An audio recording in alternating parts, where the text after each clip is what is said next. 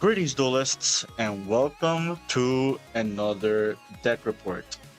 So this is Season 6, week number 4 or 5. Uh, it will be on the description. I think it's week 4. And we're back with Gem Knights. Forgive the lack of uploads this week. I actually got my PC back. However, I am missing a few things for it and still on the backup PC. So please let me know in the comments if you actually like the audio quality, because if the audio quality is to your favor as compared to my older videos, then I might just keep using this backup PC for my video content for the time being. That being said, this is an experimental build of Gem Knight. I haven't taken this to locals yet. I actually want to try out another version. You probably know which version I'm talking about if you saw my community post. But my regional is on the 26th, so it's on 10 days. There is a double case tourney this weekend, which sadly I won't be able to attend because I have very important matters that weekend. However, I kind of want to see if I can go to as many events as I can before that regional, because I'm still torn on which deck I'm going to take for that event. Last week, I piloted Gem Knight. I actually punted a couple of games and I didn't get a really good record. There was one unwinnable match against Blue Eyes, so that, sadly it's Yu-Gi-Oh! You cannot fix variance. Some people just have their day against you. But as far as my other matches go, I think some of them could be handled a little bit better. But we'll get straight to the list, and I'll talk about what my theory I had in mind. I'll also show my side deck because it is very integral for this version of the deck. And I want you guys to know I want to know your thoughts if you guys are Gem Knight players like I am, because compared to other people, I am more newish to the deck. But yeah, without further ado, let's get onto the list. So, 3 Armadillo, 3 Nephrim, 2 Hollow Core, 1 Phantom Quartz, 1 regular Quartz. We're still on Flag and Protos. So, this is like the regular lineup. Now, you're going to see a lot of non-engine here. Like, it's something really different from like the last list. And I'll explain the theory behind it. So, we got 3 Fua, 2 Perulia, 3 Ash Blossoms, 3 Ghost Bells,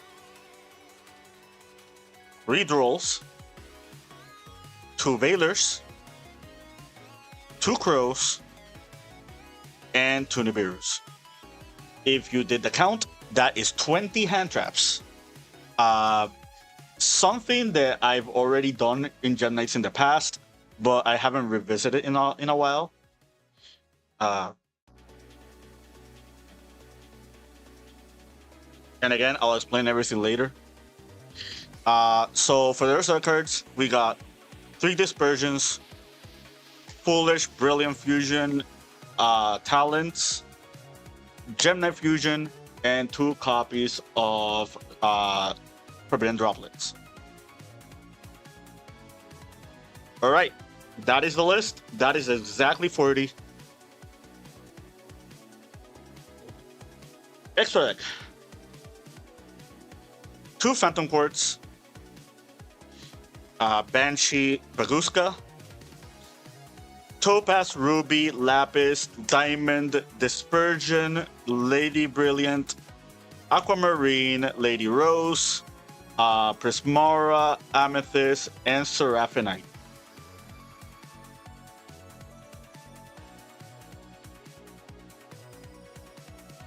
Side deck. Phantasme, Shifter, Thrust, Dark Ruler, Duster, 3 Barrier, and Black Goat. Alright, So let's talk about the list. So I'm still playing going second Gem Knights. The difference now is instead of playing a lot of board breakers, we're playing like a plethora of hand traps. The way the format is shaped at the moment, you need to be more wary of your opponent's end boards. This is not to say that FTKs are running around everywhere, but in YCS Brazil, the Chris Strong K9 deck did make top 16 at multiple numbers. So it kind of already shows you that even though that deck is probably going to be on a lot of people's radar now, the deck is still really strong, is still a really strong contender. Another deck that actually made a very impressive showing last weekend was Malice. Malice is at an all-time high now. That deck is under a lot of people's radar as well. So I felt like a little switch to non-engine, just being prepared for those like unbreakable board type decks was to be warranted. Like, if those decks get to resolve their entire combo on you, you're not breaking their boards on conventional means, which means like minimizing their boards with some of their plays and using a few pseudo breakers, then actually is not a wrong fit.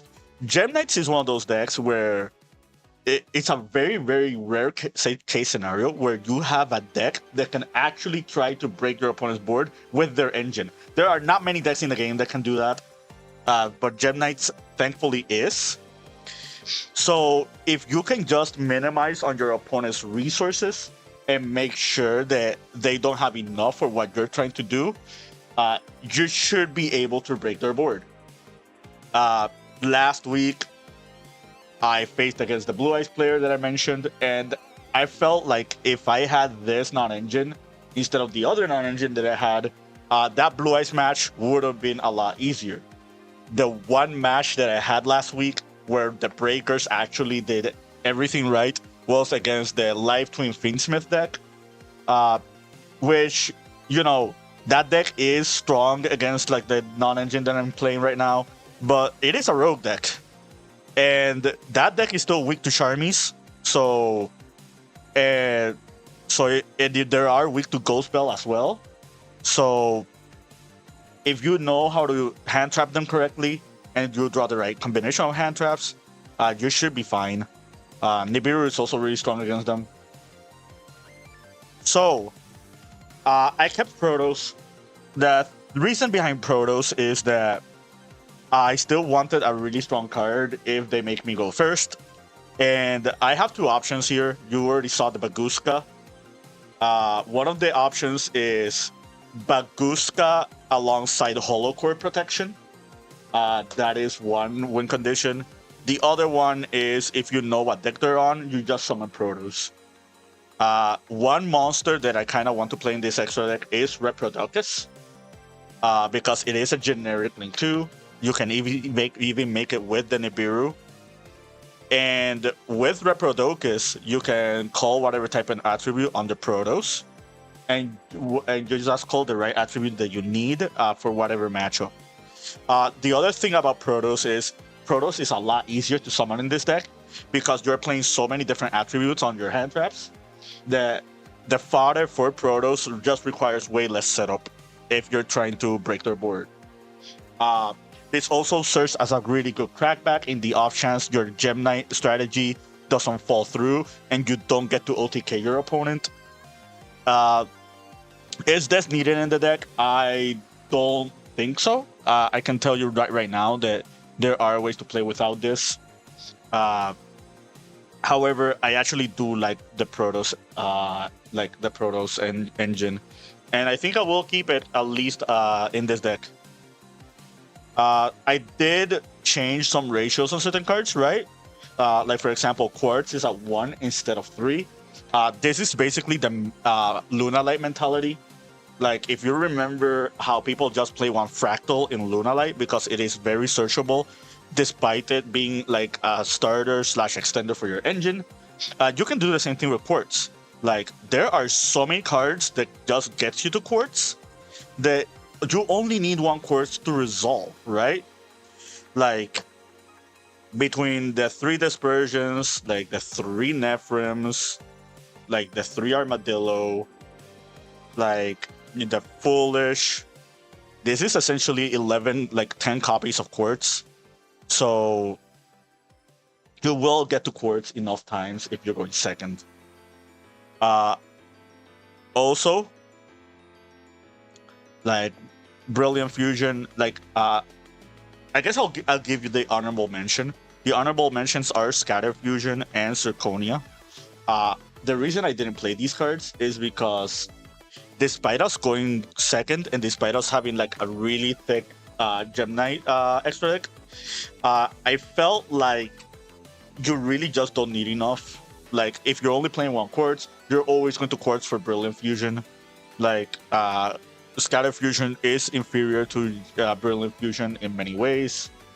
So, just having that option for Scatter Fusion could be viable, but you know, I'm not the biggest Gem Knight expert, so maybe feel free to say in the comments whether I'm right or wrong on this. The other one I thought about was Zirconia. The reason for Zirconia is because there are not many Gem Knight monsters that you can fuse with Phantom Quartz that involve Armadillo besides Dispersion. But you can fuse for Zirconia using Armadillo.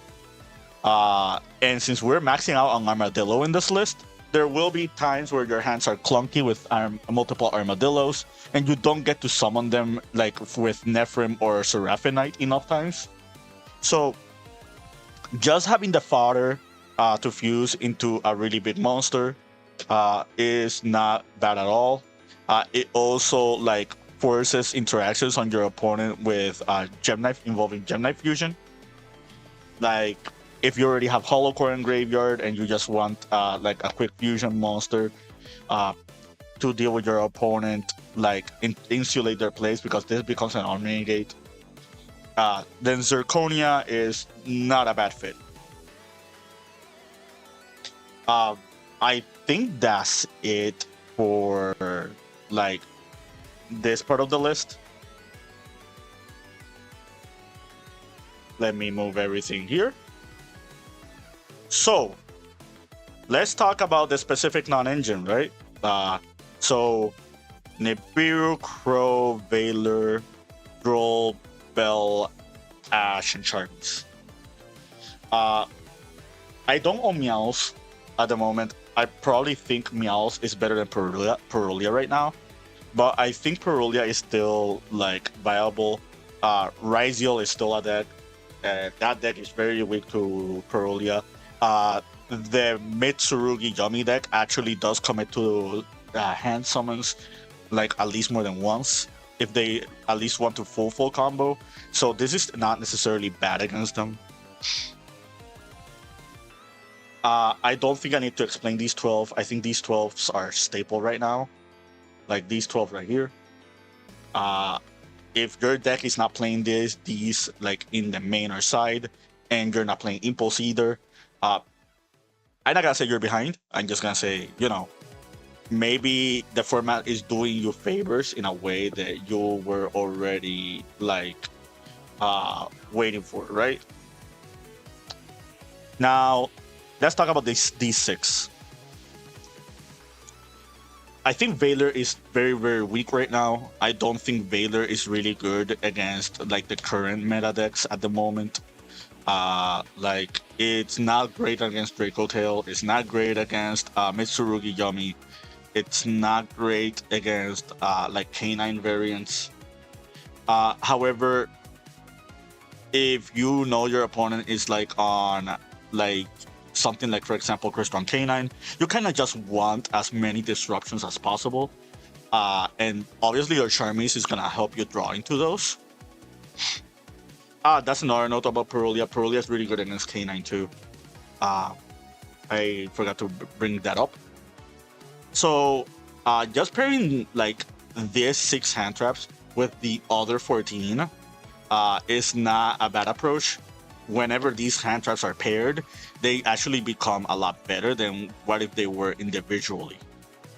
Uh, I really like Crow. I think Crow it is another answer to Mitsurugi besides these cards. Like obviously Droll is like the best Mitsurugi answer, but sometimes you just don't have Droll. And sometimes Ash and Bell are not enough. So by playing Crow, um, you pretty much insulate that matchup. This is also good against Fiendsmith as well if you're playing against like Fiendsmith variants, which they are naturally stronger against hand traps to begin with. Nibiru basically punish your opponent. Some decks, like outside of Dracotail, not many decks are playing this card. So a lot of people just are not playing around this card enough. Which I think is strong enough for to warrant like just having the uh Nibiru for. So those were my non-engine choices. Uh at least if you're going toward the heavy hand trap approach, these would be the ones I pick. I think Meows is another one I would actually play, maybe over Valor and Perulia. Um, so side deck, the thing about this deck and the reason I like it so much is because it has a really good game one. Like 90% of the time, your game ones should be going as you're planned. Like if you lose game one, it's because it was very unfortunate variance. Uh, so the fact that this deck has a really strong game one, at least with your non-engine and whatnot, kind of means that you always get to pick what happens in game three.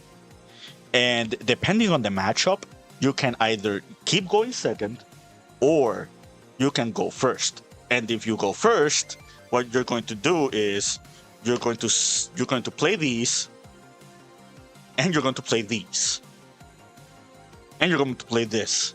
And you're probably thinking, what does Shifter do on our turn one? Shifter makes it so your opponent does not OTK you on turn two, and then on turn three, the Shifter's turned off, and you get to OTK them. Pretty much similar to how the Tenpai does it, used to do it.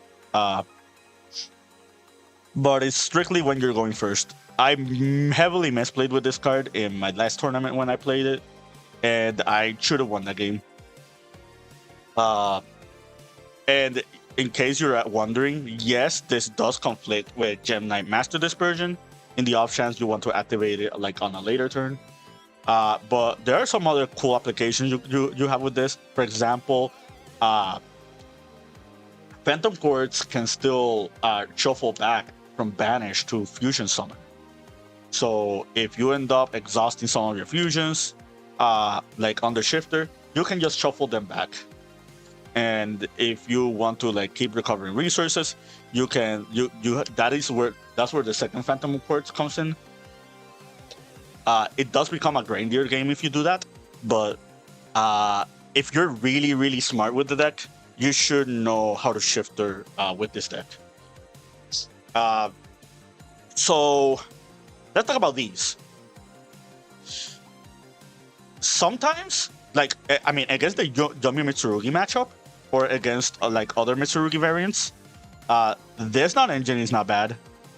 Some people will still go first despite knowing what your deck is doing, and you kind of want to be extra ready for that. If you play against the pure Mitsu deck and they try to Fossil Dyna lock you, then that's where the Dark Rulers come in. If you play against the Yummy and you know that you don't have enough to OTK through their board, but you have enough to like break through everything, this is what this is for as well. Yeah, that's pretty much it for that. I hope you found this informative to your liking and understanding. Again, this is an experimental deck. I don't know if I'll take this to locals yet. I do have another deck report involving another Gem Knight list that I'll show you very soon. But until then, keep practicing and keep dueling.